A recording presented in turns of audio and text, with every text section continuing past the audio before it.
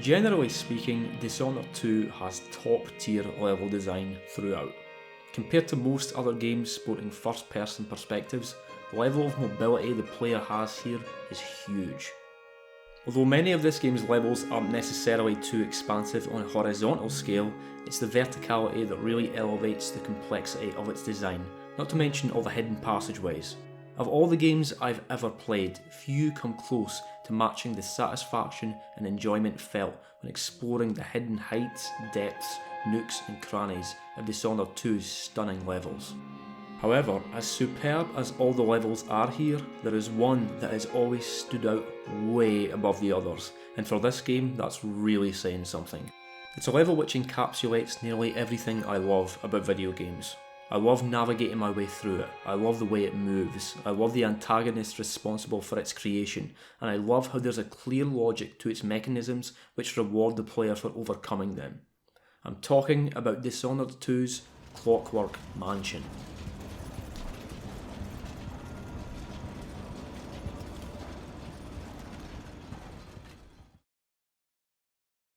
Before I properly start, if you haven't played Dishonored 2 yet, I'd advise you to do so before watching this video. Do yourself a favour and pick it up, because it's insanely good. Although I'm not going to delve too much into the game's story, I will provide a brief background into why our character Corvo seeks out the infamous Clockwork Mansion in the first place. The creator and genius behind the mansion, Kirin Jindosh, is a pretty shitty dude and has imprisoned his former teacher and our old friend Sokolov within his secluded mansion. The reason for this is that Jindosh is responsible for a dangerous new technological marvel called the Clockwork Soldier. The trouble is, each one is astronomically expensive to produce, and so he needs Sokolov's genius and expertise to advance his research so that the Clockwork Soldiers can be mass produced for cheaper. And thus our reason for venturing to the mansion is to rescue our old pal Sokolov and to put an end to Jindosh, one way or another. As we approach the mansion, we can see that although it is large and imposing, there doesn't appear to be anything particularly out of the ordinary from outside. It stands upon a peak far above the corrupt city of Karnaca, nestled in high nature. A stone exterior hiding new technological secrets within. When we enter through its doors, the inside has a very distinct decorative style which is present throughout the whole mansion. It's very clean and orderly, with brass adornments and technological decorations all round. The audiograph mechanism inside plays a recording of Jindosh, ominously warning us of the defensive mechanisms within, there to ward off any thieves, thugs or would-be assassins.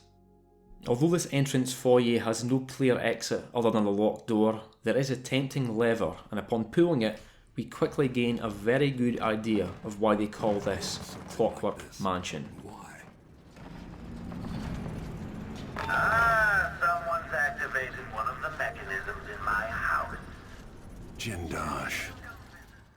You see, this whole mansion is made of moving parts, triggered by various buttons and mechanisms.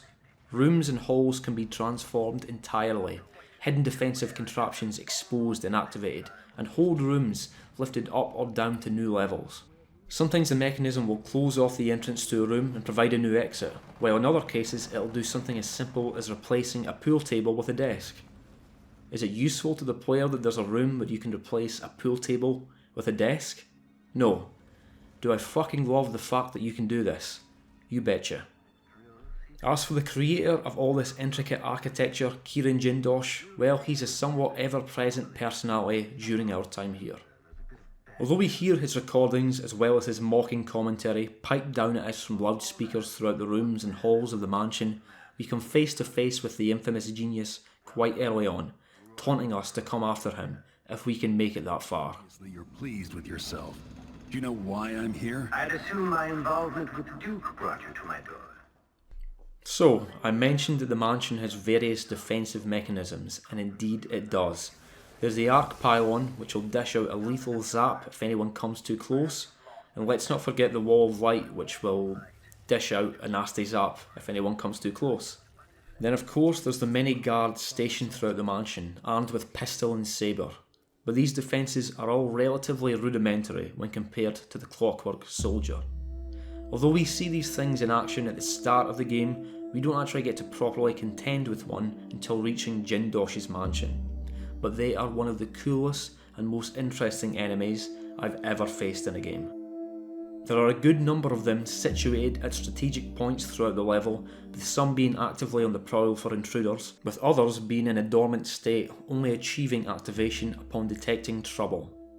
What I love most about these mechanical terrors is that they announce all their modes and actions before carrying them out in the voice of the man himself, Kirin Jindosh. See, it's kind of a running thing throughout this level that while Jindosh is undeniably a genius, he's also a jackass who loves to hear the sound of his own voice, hence why he never shuts up, and why he programmed his greatest creations to mimic his own speech. Even when not engaged in defensive or offensive actions, you'll still hear these enemies go through distinct cycles of operations as they stalk the rooms of the mansion. This playback indicates some detection without certainty.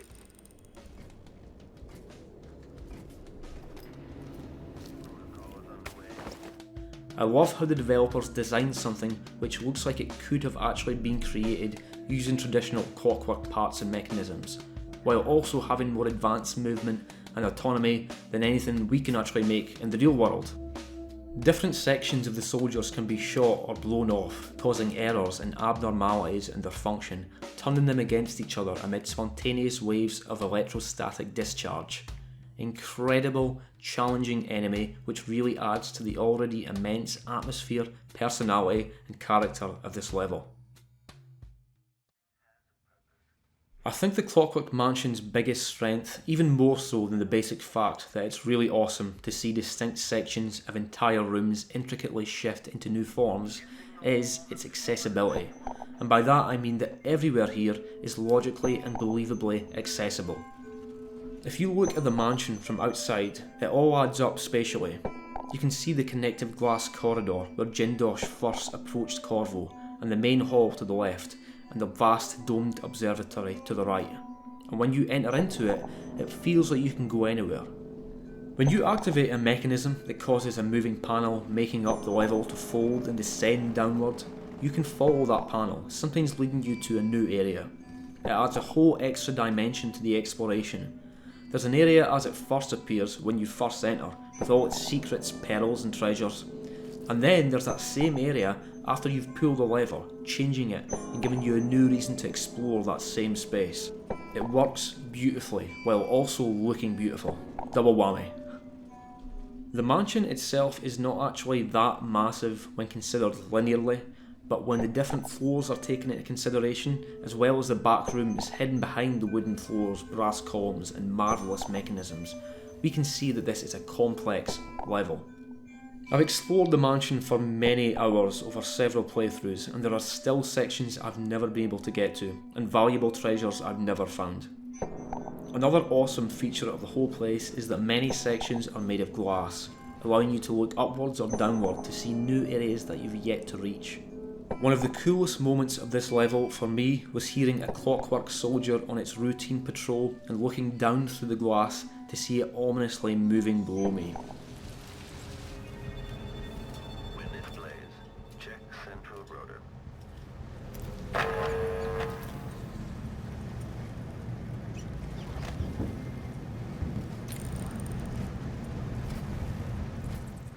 It wasn't even aware of my presence, yet still there was this fascinating clockwork entity within this fascinating Clockwork Mansion, moving and turning despite me. As outlandish as this whole place is, it's the believability that really elevates it. It all kinda makes sense. The shifting parts of the mansion don't just despawn when out of view. No, they go someplace else, and you can go there too. You can access different levels and sections of the mansion via the Backrooms too, which look far shabbier than the visible parts of the level. These are the places where work is done and parts maintained behind the scenes to Jindosh's satisfaction. You even see these understated notices by Jindosh himself dotted around, instructions to his staff so that they work around his delicate temperament and eccentric idiosyncrasies. We do eventually find our friend Sokolov after navigating our way through the assessment chamber, composed of pressure plates and moving walls, and guarded by a Clockwork soldier. Sokolov has been tortured and kept in a weakened state of deprivation by Jindosh. As we travel through the mansion and read various notes, it's made more and more clear just how cruel, jealous, amoral and petty Jindosh really is. After rescuing Sokolov and leaving him in a safe place, it's time to track Jindosh down to his lab within his grand, multi-levelled observatory. As we get closer, he acknowledges us through the loudspeaker, but there's no ceremonious cutscene which plays or stops the action. We just enter the observatory and it's up to the player how they handle it from there. Jindosh is constantly guarded by 2 Clockwork soldiers, and he circles the observatory and the floor above with sword in hand, looking down for any sign of his potential assassin. After dispatching the soldiers with explosives, we can ascend to the upper level of the observatory and easily incapacitate the man. He's a genius, not a soldier. See, here the player has a choice.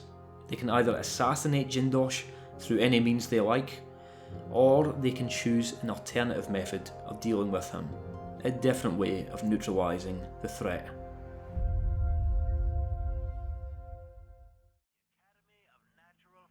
See, Jindosh had been developing a cruel electroshock device for Sokolov to dampen the parts of his brain associated with resistance and free will, thus allowing him to make full use of Sokolov to advance his clockwork research to new heights. Now, however, the player can use this machine on Jindosh, not killing him, but destroying his intellect. Look, Dishonored 2 is a violent, pretty dark game. The world is cruel and gritty, and violence, corruption and death are everywhere. But this part is very, very disturbing to me. As we prepare the machine for activation, rerouting power from the other sections of the lab, we pull the lever, and Jindosh screams and begs the player to stop, knowing his magnificent intellect will be destroyed. And indeed, it is. No! No! No! You don't know what you're doing! Anything! I'll give you anything you want! Stop! Don't do this! So much will be lost! An age of advancement!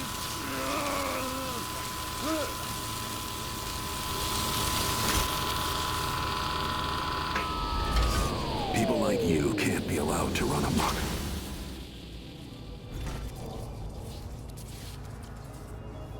And if I combine the acid against a copper plate, what does it do?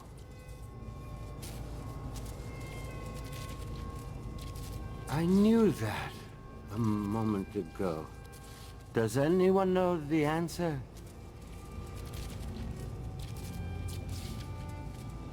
I had an idea, but it's gone now.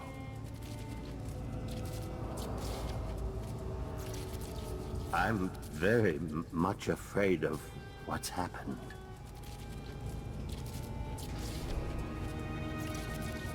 You can't have put me through that machine, but wait, what does it do?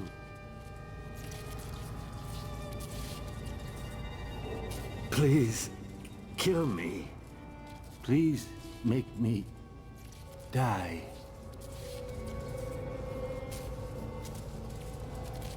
Something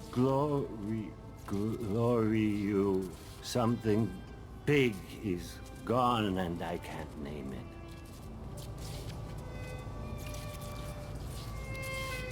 Hello? I believe I've lost something very precious. Please help me find it.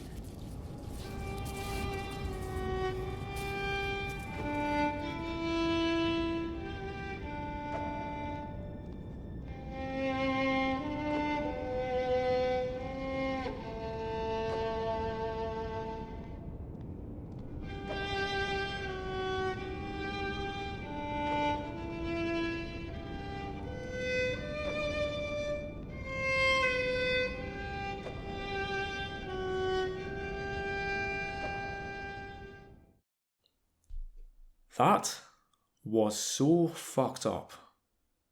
It almost seems even more fucked up than the developers intended.